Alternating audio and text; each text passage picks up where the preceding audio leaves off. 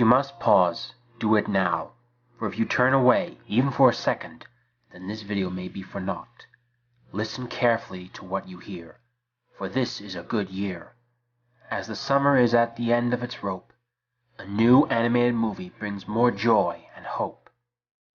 My name is Hewy, and this is my review. Roll the introduction.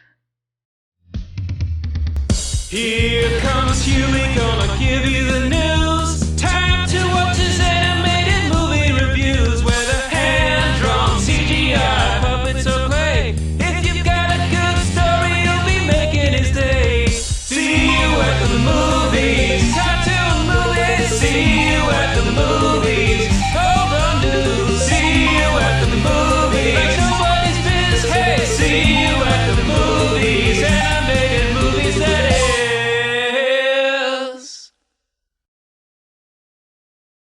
Konnichiwa everyone, I'm Hewy Toonmore. Welcome to Hewy's Anime Movie Reviews, the show where I review anime films old or recent, whether they be hand-drawn, stop-motion, or computer-generated. Well, if you know what I was parodying earlier, then you pretty much know what movie I'm reviewing today. But before I start talking about the movie itself, let's talk about the company behind today's feature, Laika. As you probably may remember from my reviews of both Coraline and Paranorman, I've praised Laika for their work on stop motion as being some of the finest in motion pictures, and even though I haven't seen the Box Trolls, I still think that their other past works hold up tremendously well. But how well will their latest feature hold up compared to their past releases? Well, that's what we're going to find out today. Released on August 19th, 2016, the movie is Kubo and the Two Strings.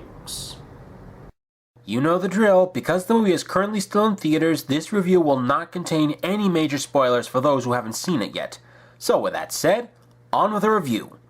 The movie centers around Kubo, a one-eyed boy who has special powers by playing the shamisen, which are those strange Japanese guitar instruments, as he spends his days in the nearest village retelling epic adventures for money and nights caring for his mother in an isolated cave.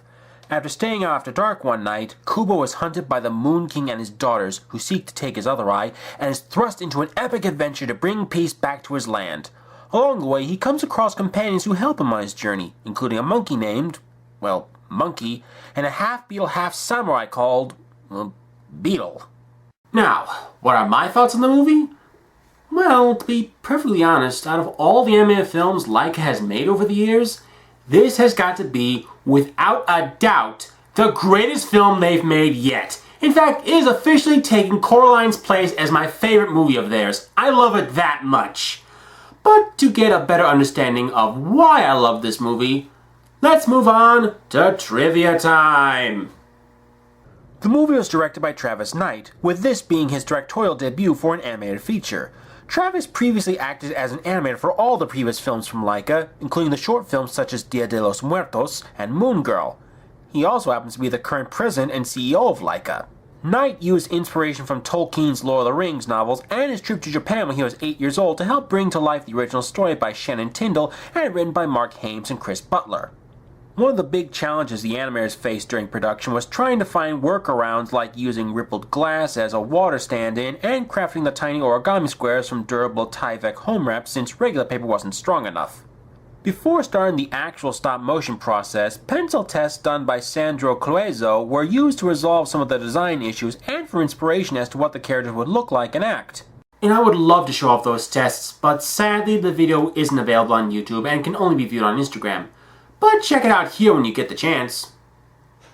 But perhaps the biggest challenge with production was the creation and animation of the giant Gashadokuro skeleton, which holds the record for having the largest set ever built for a stop-motion picture, along with it being the tallest stop-motion puppet ever built at a whopping 18 feet tall. Seriously, 18 feet tall! That's 2 feet taller than the animatronic Godzilla used for the Return of Godzilla in 1984. Ray Harryhausen's probably looking down from heaven and smiling right about now. The Moon Beast, while not as big a puppet as the Gashadokuro skeleton, is still an amazing thing to look at, especially since the design was actually inspired by the extinct armored fish Dunkleosteus, which existed long before the dinosaurs. That's pretty awesome since, as you all know, I am a sucker when it comes to prehistoric animals. As for the film's story, I have to give major kudos to the writers because it really does seem like it came from a real Japanese fable like The Tale of the Bamboo Cutter or Momotaro the Beach Boy. Hell, you could even say it has some Chinese influence, as the quest the characters go on also sort of reminds me of Journey to the West, which was also the inspiration for the Dragon Ball series. One of the other big themes of the movie is the fact that the story is centered around the time of the Japanese Buddhist custom known as Oban, in which the spirits of the dead come back to visit their loved ones. Death is also a huge theme in the story, and this movie doesn't sugarcoat it, despite the fact that this is a family movie. In one perspective, death can bring sorrow like with the loss of family, but in another light, it can be a time to look back at the good times with loved ones in life, and Kubo handles that very well. So now that we're done with animation and story, let's move on to the characters and the voice actors who brought each and every one of them to life.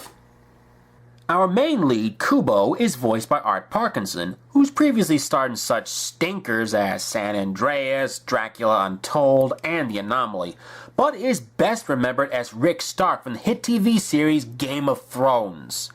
You know, it's rare to see a lead character, especially a child with a handicap in an animated feature, with only one eye as his scar. But Kubo is a strong kid who has the bravery and compassion to help out his village and destroy the evil that threatens him on his journey. His protector, Monkey, is voiced by Charlize Theron, who's best known for playing Furiosa in Mad Max Fury Road. However, I'll always know her for playing Jill Young in Disney's remake of Mighty Joe Young. And I've got to say, this character is just as much a badass as Furiosa was. With Monkey, she's a no-nonsense primate willing to do what's necessary to protect Kubo on his journey, but at the same time having a soft side, like a motherly love. Next up, we have Beetle, voiced by Matthew McConaughey.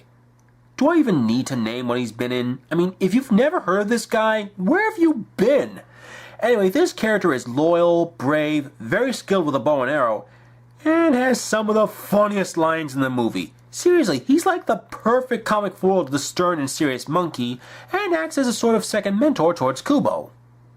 The Moon King's henchmen, or rather henchwomen, the sisters, are both voiced by Rooney Mara. The first time the sisters show up in this movie, I swear it makes your heart skip a bit just because of how terrifying they are with their creepy masks, style of movement, and the way they talk. I think the best way to describe these two are if like the twins from Stanley Kubrick's The Shining were even more supernatural and had training in Japanese fighting arts. Last but not least, we have the main villain himself, the Moon King, voiced by Ray Fiennes, who's better known for playing Lord Voldemort in the Harry Potter film series. Now that's just awesome! I'd talk more about him, but unfortunately that would be spoiling. Though what's funny about most of the other voice actors for the movie is that they're all Asian or of Asian descent like Kari Hiroyuki Tagawa and Menai Noji. Hell, even George Takei makes an appearance in the film. But I dare not say who he plays or when he appears because it makes for a nice Easter egg. Now for my final thoughts on the film. Overall, Kubo and the Two Strings is a phenomenal movie for kids, adults, and fans of Japanese culture and storytelling. The stop-motion animation is beautiful and blends seamlessly with the computer animation, the action is thrilling, the characters are colorful and memorable, the lore and mythos are well built, and the themes throughout the film are both thought-provoking and well executed. And be sure to stick around during the end credits. I won't say why, but it's full of great surprises. So, with all that said, it gives me great honor to award this film a perfect rating of 5 gold stars. Well, that's all for now. Be sure to join me again for my next review. See you at the movies! Anime movies, that is. And to all my Japanese watchers out there, sayonara.